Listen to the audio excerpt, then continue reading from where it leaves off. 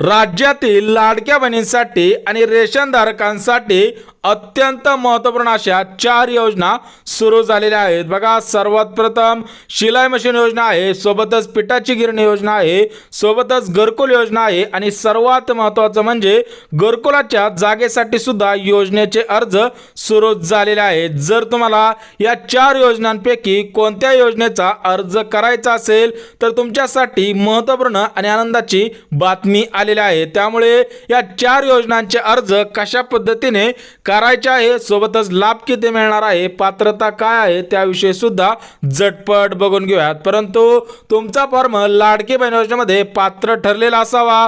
जर तुमचा फॉर्म लाडकी बहीण योजनेमध्ये पात्र ठरलेला नसेल तर तुमच्याकडे पिवळे किंवा केसरी रेशन कार्ड असावे, तरच तुम्हाला या 4 योजनांचा अर्ज करता येणार आहे। त्यामुळे जर तुम्हाला 4 पैकी 4 योजनांचा अर्ज करायचा असेल तरी पण तुम्हाला या 4 योजनांचे अर्ज करता येणार आहे। तर बघा, कशा पद्धतीने या योजनांचे अर्ज करायचे आहेत ते सुद्धा अगदी झटपट बघून घेऊयात। परंतु व्हिडिओ स्किप करू नका। बघा, महाराष्ट्र राज्यामध्ये नवनवीन योजना सुद्धा सुरू होत आहेत। त्याच अनुषंगाने राज्यामध्ये सर्वात महत्त्वपूर्ण अशा 3 योजना सुरू झालेल्या आहेत।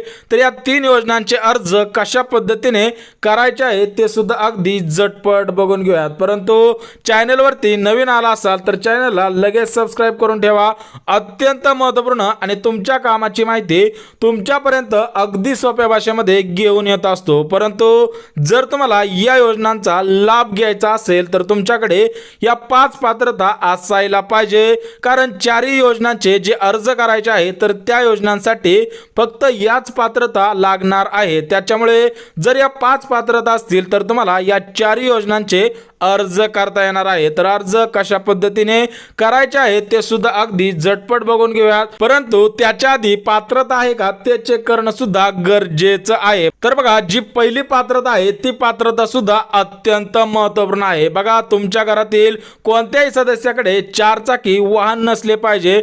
जर घरातील कोणत्याही सदस्याकडे 4 चाकी वाहन नसेल तर तुम्हाला सर्वात प्रथम या योजनांचा लाभ दिला जाणार आहे। त्यामुळे पहिली पात्रता तुमच्याकडे असायलाच पाहिजे। सोबतच दुसरी पात्रता सुद्धा तेवढीच महत्त्वपूर्ण आहे। बघा, दुसऱ्या पात्रतेमध्ये काय सांगितलेलं आहे की तुमच्या घरामधील कोणताही सदस्य किंवा अर्जदार बहीण सुद्धा सरकारी कार्यालयामध्ये कामाला नसावी। त्यामुळे तुम्हाला अगोदरच या 4 पात्रता सांगत आहे। जर तुम्ही या 4 पात्रतेमध्ये बसत असाल तरच तुम्हाला अर्ज करता येणार आहे। सोबतच तिसरी पात्रता सुद्धा अत्यंत महत्त्वपूर्ण आहे। तर बघा, तिसऱ्या पात्रतेमध्ये काय सांगितलेलं आहे की अर्जदार बहिणीचे वार्षिक उत्पन्न 2.5 लाख रुपयांपेक्षा जास्त नसावे।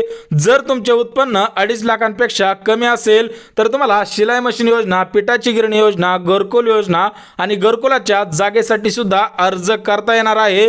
त्यामुळे व्हिडिओ स्किप करू नका। फक्त 5च पात्रता आहे, त्यानंतर तुम्हाला 4 योजनांचे अर्ज करता येणार आहे। सोबतच चौथी पात्रता सुद्धा लक्षात घ्या। बघा, अर्जदार बहीण किंवा अर्जदार बहिणीच्या घरामधील कोणताही सदस्य सरकारी कारखान्यांमध्ये किंवा खासगी कारखान्यांमध्ये परमनंट कामगार नसला पाहिजे, तरच तुम्हाला प्राथमिक स्वरूपामध्ये या 4 योजनांचा लाभ दिला जाणार आहे। आणि सर्वात महत्त्वपूर्ण आणि शेवटची पात्रता सुद्धा लक्षात घ्या। बघा, तुमच्या घरामधील कोणताही सदस्य सरकारी नोकरी, सरकारी पेन्शन, सरकारी कर्मचारी आणि परमनंट कामगार नसला पाहिजे किंवा यामध्ये सुद्धा सहभागी नसावा, तरच तुम्हाला या 4 योजनांचा लाभ घेता येणार आहे। त्यामुळे सर्व पात्रता बघितलेल्या आहे। सरासरी 5 पात्रता होत्या।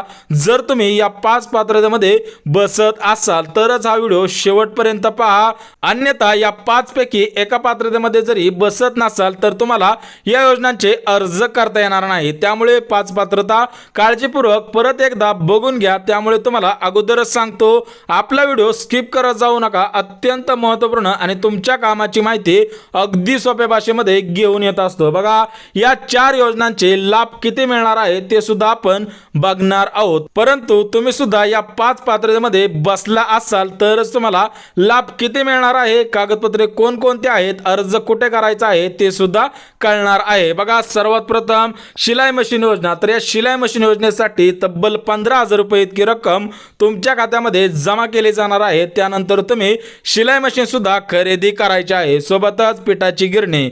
तर या पिठाच्या गिरणीसाठी सरकारकडून तब्बल 20,000 इतकी रक्कम तुमच्या खात्यामध्ये जमा केली जाते.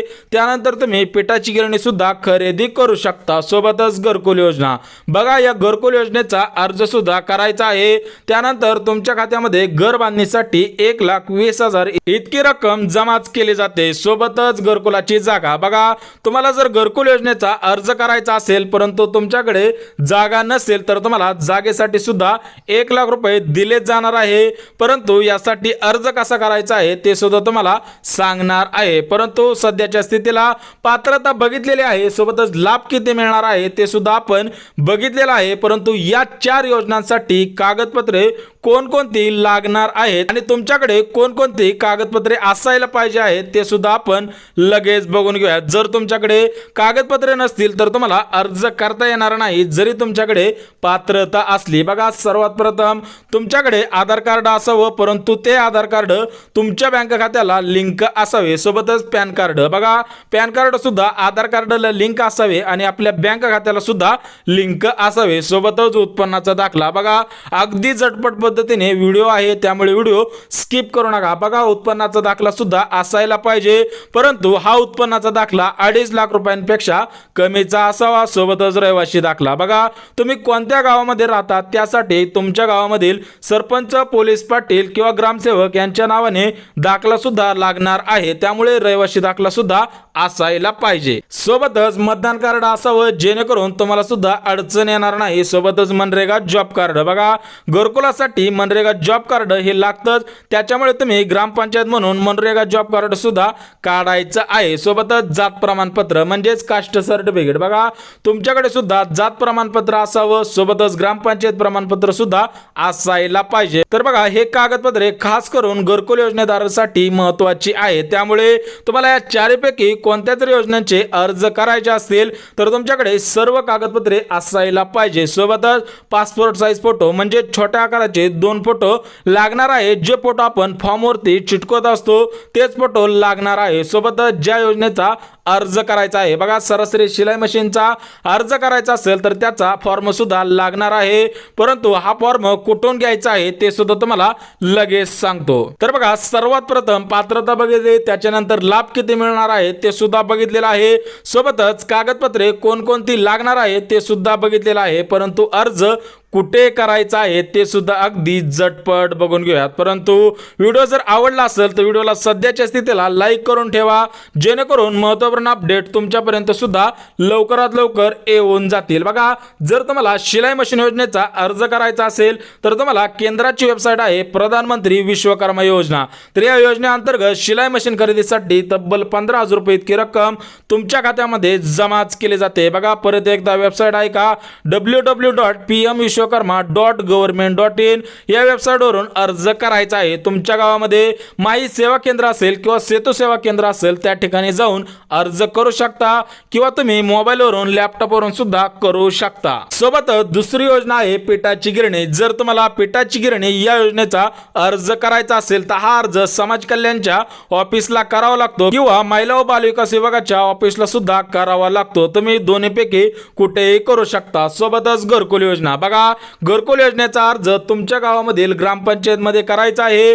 जर तुम्हाला ग्रामपंचायत मध्ये अर्ज करायचा नसेल तर तुम्ही पंचायत समितीमध्ये सुद्धा अर्ज करू शकता. सोबतच घरकुल योजनेची जी जागा आहे त्या जागेसाठी सुद्धा कुठे अर्ज करायचा आहे ते सुद्धा तुम्हाला लगेच सांगतो. तर बघा, घरकुल योजनेच्या जागेसाठी तुम्हाला पंडित दीनदयाळ उपाध्याय योजना या योजनेचा अर्ज करावा लागेल, परंतु घरकुलासाठी तुमचा फॉर्म पात्र ठरवा. त्यानंतर तुम्हाला पंडित दीनदयाळ उपाध्याय योजना या योजनेचा अर्ज करायचा आहे. त्यानंतर तुम्हाला घरकुलाच्या जागेसाठी तब्बल 1,00,000 रुपये तुमच्या खात्यामध्ये जमाच केले जाणार आहे. जर तुम्हाला घरकुलासाठी जागा नसेल किंवा इतर काय अडचण असेल तर कमेंटद्वारे सुद्धा कळवायची आहे. बघा, राज्यामध्ये भरपूर नागरिक आहेत, भरपूर रेशनधारक आहेत, भरपूर लाडक्या बहिणी आहेत, परंतु त्यांच्यापर्यंत ही इन्फॉर्मेशन खरोखर पद्धतीने येत नसते. त्याच्यामुळे आपण हा व्हिडिओ सर्वात प्रथम बनवलेला आहे आणि सर्व माहिती अगदी मुद्देसूद दिलेली आहे. तुमच्या मनामध्ये कोणती कोणतीही शंका निर्माण होणार नाही। जरी तुमच्या मनामध्ये काय अडचण निर्माण झाली तर कमेंटद्वारे सुद्धा विचारायचं आहे। तुमच्या कमेंटचं 100% उत्तर देण्याचा प्रयत्न सुद्धा करणार आहोत। त्याच्यामुळे जर व्हिडिओ आवडला तर व्हिडिओला लाईक करा, चॅनलवरती नवीन आला असाल तर चॅनलला सबस्क्राईब करा आणि गरज आहे त्यांच्यापर्यंत सुद्धा नक्कीच शेअर करा। तर चला भेटूयात उद्याच्या नवीन योजनेच्या व्हिडिओमध्ये, तोपर्यंत सर्वांना जय महाराष्ट्र।